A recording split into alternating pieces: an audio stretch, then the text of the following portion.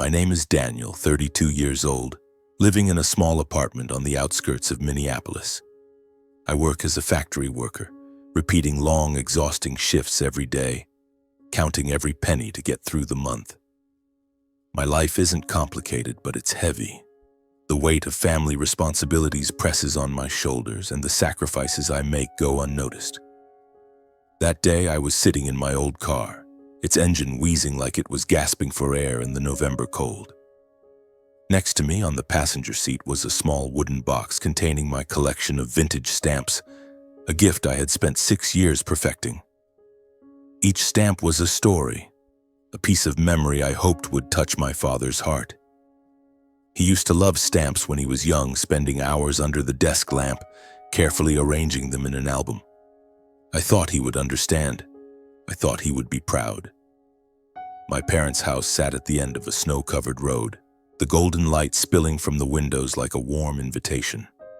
Thanksgiving was always a time for family to gather, but for me, it felt like a test I could never pass. I took a deep breath, clutched the wooden box to my chest, and walked inside. Inside, the smell of roasted turkey and pumpkin pie filled the air. Mom was bustling in the kitchen, her silver hair disheveled, her smile tired but gentle. Dad sat at the head of the table, shoulders slightly hunched, his eyes as sharp and cold as ever. Michael, my younger brother, was telling some story, his voice animated, hands waving. He always knew how to steal the spotlight. I stood at the threshold, trying to smile, but the feeling of being out of place clung to me tightly. "Danny, you're late," Dad said without looking up. His voice was dry, as if my presence was just a minor detail in his perfect picture. "Sorry," I replied, setting the wooden box on the table. The car was acting up again. Michael glanced at me, a half smile on his face. "You should get a new car, Danny. That pile of junk is about to fall apart." He laughed loudly, and Dad chuckled along as if it was the funniest joke they'd ever heard. I bit my lip and didn't respond. That's how Michael always was, always finding ways to make me feel small, and Dad always backed him up. Dinner began. We ate and talked, but I felt like an outsider. Michael went on about his new project, some tech app, vague but full of promise. Dad nodded, his eyes lighting up. Mom chimed in, asking me about my job, but her question was cut off by Dad. "What's Danny got to talk about? Same thing every day," he said, waving his hand dismissively. My heart tightened. After dinner came the gift-giving, our family tradition. Michael stood up, pulling a bottle of wine from his bag, its label shimmering under the light. "French wine, 1975, he announced proudly. "Found it at an auction. Dad, I thought you'd like it." Dad took the bottle, his eyes gleaming. "Michael, you sure know how to pick a gift. This must have been expensive, huh?" He laughed, patting Michael's shoulder. "Classy, very classy." Mom nodded, and Michael shrugged with that fake modesty I knew all too well. The whole room clapped, as if he'd just done something monumental. Then it was my turn. I stood, my hands trembling slightly as I opened the wooden box. "Dad, I wanted to give you this." I placed the stamp collection in front of him, the stamps carefully arranged in protective sleeves. "I know you loved stamps when you were younger. These are vintage from the 1920s, including that German stamp you used to talk about." I stopped. Dad was looking at the collection, but not with admiration. His lips curled into a mocking smile. "Stamps?" he laughed, his voice icy. "Danny, what's this cheap gift? You think I'm a kid playing with these things?" My face burned. I thought you'd like it. It took me years to collect." "Years?" Dad interrupted, his voice growing harsher. "And you still picked something useless like this? Michael brings wine and you bring, what, a pile of scraps?"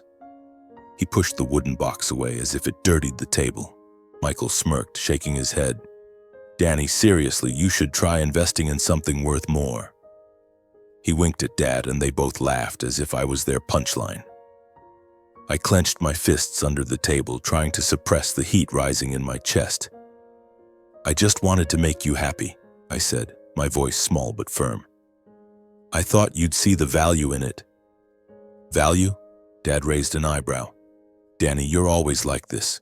Mediocre, useless, only making things worse. Sit down and don't ruin the mood. Mom looked at me, her eyes apologetic, but she said nothing. Michael shrugged and sipped his wine. The room returned to laughter and chatter as if I didn't exist. I sat down, my hands still clenched, the pain cutting through my heart like a sharp blade. But the tension didn't end there. While clearing the table, I overheard Michael bragging about buying a new speaker system for his music studio.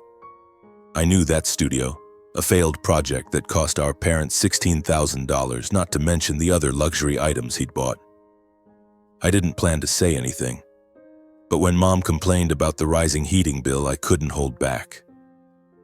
Michael, you should spend more carefully, I said gently.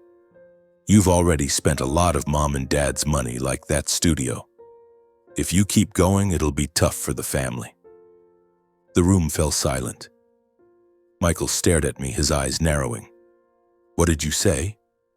You jealous, Danny? Jealous because I know how to live and you're just nagging? It's not jealousy, I replied, trying to stay calm. I'm just worried. $16,000 isn't a small amount, Michael. Mom and Dad can't keep supporting you forever. Dad slammed the table hard enough to make the wine glasses shake. Daniel, that's enough. You have no right to lecture your brother. Who do you think you are? A failure like you only makes things worse. I froze. Failure? My voice trembled, but I didn't stop. I work, I help pay for the heating, I try for this family, I just want what's best for everyone. Best? Michael sneered. You're just a whiner, Danny. Don't act all high and mighty. Dad nodded, his eyes cold as ice. Listen to your brother, Danny. You can't do anything right. Don't ruin our holiday. I looked at them. Dad, Michael, even Mom, who just bowed her head in silence. I realized something. They didn't see me. They didn't see the nights I worked overtime, the times I paid the heating bill out of my own pocket, the sacrifices I quietly endured. They only saw Michael, the golden son, and me, the spare. I stood up, clutching the wooden box to my chest. I'm sorry for being a bother, I said, my voice calm but cold. I'm leaving. Danny, don't, Mom called, but I was already out the door. The cold outside slapped my face, but it didn't hurt as much as the words in that room. I got in the car, set the wooden box down, and drove away. In my mind, one thought became clear. I couldn't keep living to please them, not anymore. I drove back to my familiar apartment, a small space just big enough for a bed, an old wooden table, and a feeble heater that sputtered every winter. But it was the only place I felt safe, where I could breathe without fear of judgment. The night after Thanksgiving, I sat at the table, the wooden box containing the stamp collection still unopened. The dim light shone on the stamps, each one a piece of my heart poured into a gift for my father.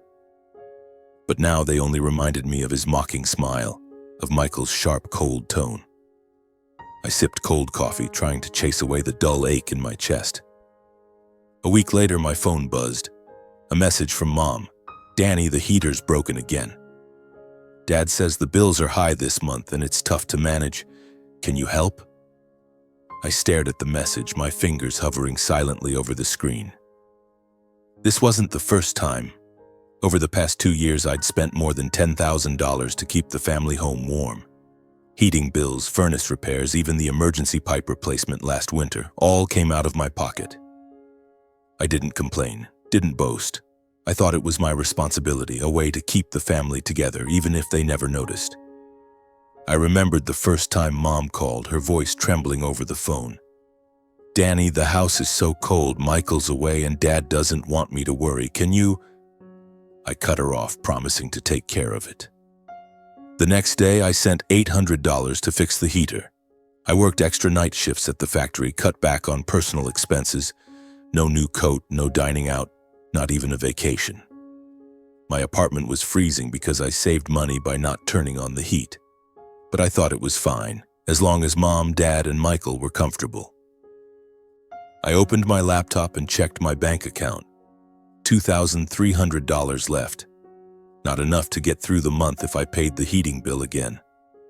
But I still transferred $600 to Mom, along with a short message. "I've got it. Take care, Mom." She replied with a thank you emoji. Nothing more. Dad didn't message, neither did Michael. I closed the laptop, a hollow feeling creeping into my chest. They didn't know what I'd sacrificed, and maybe they didn't care. Meanwhile, Michael lived like money grew on trees. I scrolled through his social media knowing I'd regret it. Pictures of him in a fancy restaurant, a new leather jacket, an expensive bottle of wine gleaming on the table. Another post showed off a speaker system for his studio, top-tier tech, he wrote. And that was the same studio that cost our parents over $16,000, only for him to abandon it because he lacked inspiration. Mom and Dad didn't blame him. "Michael's still young," Dad once said, his voice full of leniency. "Everyone makes mistakes." But when I suggested Michael spend more wisely, I was the nag, the failure. I remembered a time a few months ago when I went to my parents' house to drop off money for a plumbing repair. Michael was there, showing off a new watch. "Hublet," he said, raising his wrist. "Only 50 in the world." I looked at Dad, hoping he'd say something, but he just smiled and patted Michael's shoulder. My son knows how to live. I stood there, clutching an envelope with $1,200 in cash that I'd sweated and toiled to earn. Yet I was treated like I was invisible. When I handed the envelope to Mom, she thanked me quietly, but Dad didn't even look at me. Michael was too busy taking pictures of his watch to bother glancing up. I wasn't jealous of Michael, honestly. I just wanted fairness. I worked 12-hour days, counted every penny to support the family, while Michael spent recklessly and was celebrated. I didn't expect them to fall at my feet in gratitude, but at least they could see me. See the nights I stayed up worrying about bills, the times I skipped buying things I wanted to send money home. But no, to them I was just Daniel, the one always ready to pay, the one not worthy of respect. That day I sat in my freezing apartment watching my breath form faint clouds of white. The heater had been off for a long time. I couldn't afford to turn it on. I thought about Thanksgiving, about the stamp box Dad pushed away, about his and Michael's hurtful words. I thought about the $10,000 I'd spent, about the sacrifices no one saw. And for the first time, a thought flashed through my mind, sharp as a blade. Why should I keep doing this? I picked up my phone and opened Mom's message. "Danny, can you help?" I stared at the words, my fingers hesitating. I wanted to reply, to say I'd take care of it like always. But then I remembered Dad's voice. Mediocre, useless. I remembered Michael's smirk, the nag. I set the phone down without responding. My heart felt heavy, but somewhere deep inside, a flicker of relief sparked. Maybe it was time I stopped being a hero for people who didn't need me. I sat down at my desk, opened my laptop, and logged into the heating service account. The bill from last month, $650, was still paid from my card. I stared at the number, remembering the extra shifts, the dinners of instant noodles, the times I skipped buying a new coat to send money home. I clicked on the cancel service option. A pop-up appeared. "Are you sure you want to cancel?" I hesitated, my finger pausing over the mouse. Images flashed through my mind. Mom shivering in a cold house, Dad frowning at the dinner table, Michael showing off his new watch. But then I remembered Thanksgiving, the hurtful words, the feeling of being treated like I didn't exist. I clicked confirm. The screen displayed a message, service canceled, effective December 1st. I closed the laptop, my heart pounding. Part of me felt guilty, as if I had just betrayed my family, but the larger part, the part exhausted from sacrificing, from being taken for granted, felt relieved. For the first time, I chose myself. The next morning, I called the heating company to confirm that all payments from my account had been stopped. The person on the line asked, "Are you sure?" "It's going to be a cold winter," I replied, my voice calm. "I'm sure." When I hung up, I looked out the window. Snow was starting to fall, each white flake quietly blanketing the street. I thought about my parents' house, about the heater that would no longer run, about the cold they'd soon face. But I didn't change my mind. I had given too much and they only took, never giving back. I put the stamp box in the cabinet and locked it, as if locking away a piece of my heart. I wasn't angry at Dad, didn't hate Michael, and didn't blame Mom. But I was tired. Tired of being a hero for people who didn't need me. Tired of trying to prove my worth to those who couldn't see it. Canceling the heating service was the first boundary I set. It hurt, but it was necessary. I stood up and turned on the small heater in my apartment the first time this winter. The warmth spread slow, but enough to chase away the chill. I sat down, sipped freshly brewed coffee, and felt a spark of freedom stirring in my heart. I didn't know what would happen next, but for the first time I wasn't afraid. On December 2nd, the real cold hit. I heard on the radio that the temperature in Minneapolis had dropped to 15 degrees Fahrenheit, with biting winds that cut through the skin. I pictured my parents' house, the spacious living room, the silent furnace, the chill creeping up from the wooden floor. I wondered what they were doing, how they were feeling, but I didn't call. I couldn't.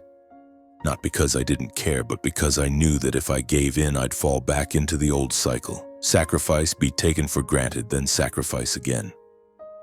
My phone lit up constantly. Mom texted, "Danny, the house is so cold. I don't know what to do." "Can you talk to Dad?"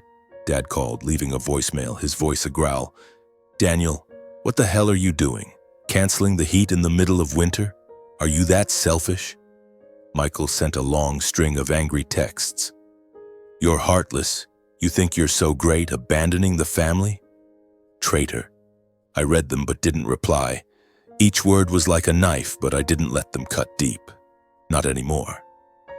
I scrolled through social media and saw Michael's new post, a photo of him in a fancy coffee shop, his leather jacket gleaming with the caption, "The cold can't touch me." I shook my head. He was still the same, living as if there were no consequences, as if the money he spent recklessly wasn't our parents', as if the cold in their house was a trivial matter. I turned off my phone, not wanting to see more. A week later, Mom called. I answered, though I knew I shouldn't. Her voice was weak, trembling. "Danny, I'm sick. The house is too cold. I can't take it, Michael. He's stressed, you know.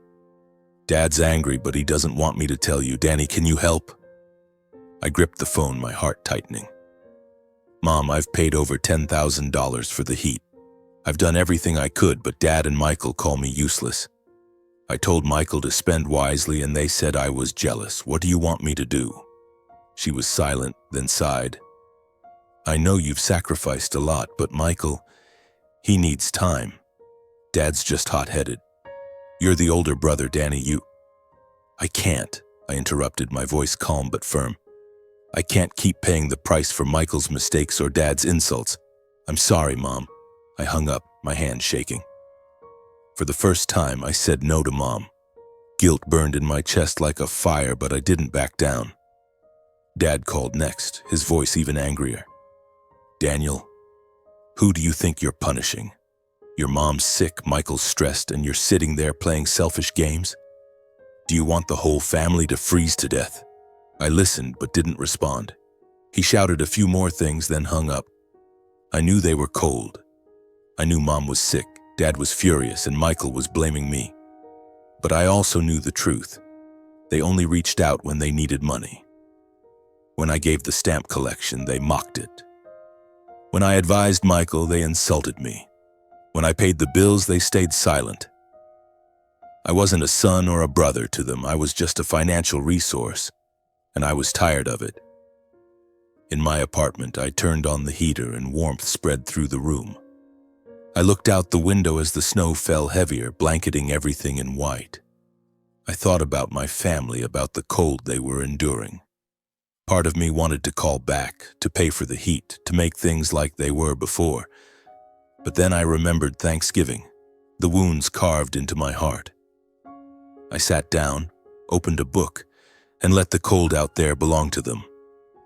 For the first time, I felt like I wasn't responsible for everything.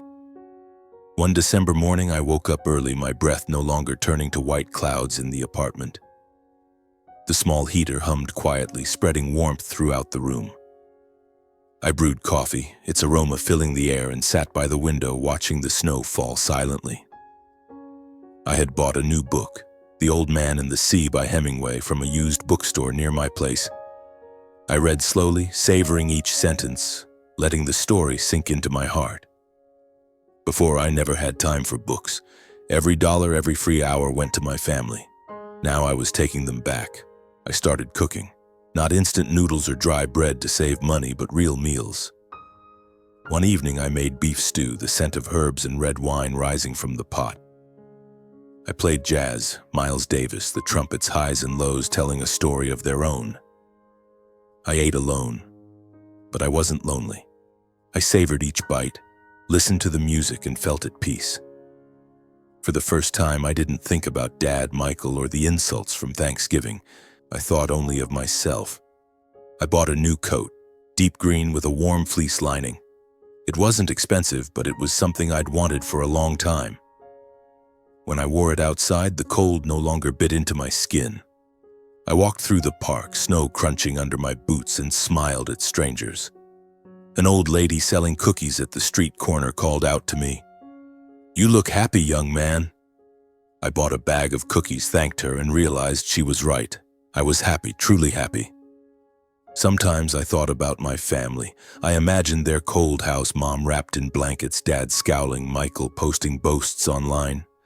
Part of me still hurt. I wasn't heartless. But whenever guilt crept in, I remembered the stamp box Dad pushed away, his voice calling me useless. Michael's smirk when I urged him to save money. I had spent over $10,000, worked extra hours, and neglected my own needs, only to be met with disdain. I didn't owe them anything more. My phone was quiet now. Mom stopped texting, perhaps realizing I wouldn't respond. Dad didn't call, and Michael didn't send more angry messages. I stopped checking his social media. I didn't need to know what he was showing off. I tucked the stamp box into a corner of the cabinet, unopened. It was the past, and I was living for the present. One evening, I sat by the heater, book in hand, jazz playing softly. The firelight danced, casting warm shadows on the walls. I thought about the years gone by, the sleepless nights worrying about money, the times I swallowed tears after Dad's insults, the sacrifices no one saw. I realized something. I didn't need their validation. I was good enough, worthy enough, even if they couldn't see it. This small apartment with its coffee, books, and music was my world, and for the first time it felt like enough. One late December afternoon, the doorbell of my apartment rang. I was reading, soft jazz playing, the small heater humming. I frowned. Nobody came by without notice. I opened the door, and there stood Dad, his old coat worn at the shoulders, his face gaunt, his breath forming clouds in the cold. His eyes were still sharp, but there was something weary about them, as if the winter had drained his strength. "Danny," he said, his voice hoarse. "Can I come in?" I hesitated but nodded. He stepped inside, glancing around the apartment, the wooden table, the heater, the open book on the chair. He didn't say anything, but I knew he was comparing. His house was bigger but now freezing. My apartment was small but warm. I poured coffee, setting 2 mugs on the table. He sat, hands clasped tightly as if holding something back. "The house is cold, Danny," he began, not looking at me. "Your mom's sick, coughing all night. Michael, he's stressed, lost his job. You know how hard it is for him." I stayed silent, waiting. I knew he hadn't come to apologize. He never apologized. "You canceled the heat," he continued, his voice low but sharp. "In the middle of winter, what were you thinking? Trying to punish us for a few words said in anger?" I took a deep breath, keeping my voice calm. "Dad, it wasn't just a few words. You called me useless, mocked the gift I spent 6 years collecting. I told Michael to save money, and you said I was jealous. I spent over $10,000 on heat, but no one noticed. How do you think I felt?" He frowned as if my words were absurd. "The gift? That pile of stamps? Danny, are you serious?" Michael gave wine, something valuable. You brought scraps of paper and expected me to be touched? I clenched my fists but didn't get angry. I was past that stage. Value isn't just money, Dad. I thought you'd understand because you used to love stamps, but it's fine. I don't need you to understand anymore. He slammed the table, making the coffee mugs tremble. Don't lecture me. You're selfish, Danny. Your mom's sick, Michael's struggling, and you're sitting here, warm, not caring if your family freezes.